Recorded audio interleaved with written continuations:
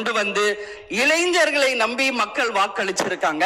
இந்த இளைஞர்களுக்கு நீங்கள் என்ன உதாரணத்தை சொல்கிறீர்கள், என்ன வரலாற்றை நீங்கள் சொல்ல விரும்புகிறீர்கள், வருங்கால இளைஞர்களுக்கும் எதிர்காலத்திற்கும் இதன் மூலம் என்ன மெசேஜ் நீங்க சொல்றீங்க அப்படிங்கறத நிச்சயம் தெளிவுபடுத்தணும். ஏன்னா இன்னைக்கு மக்கள் ஜனநாயகத்தை நம்பி இளைஞர்கள் கையில ஆட்சியை கொடுத்திருக்கிறார்கள். அப்போ அதே தான் நாங்களும் சொல்கிறோம் பிரேமலதா மேம்.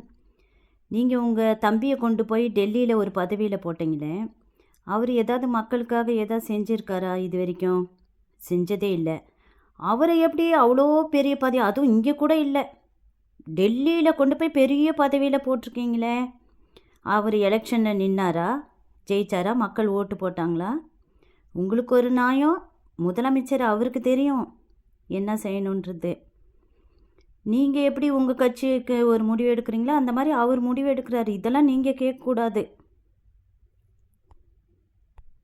வருங்காலம் இளைஞர்களும் வருங்காலத்திற்கும் இந்த அரசு ஒரு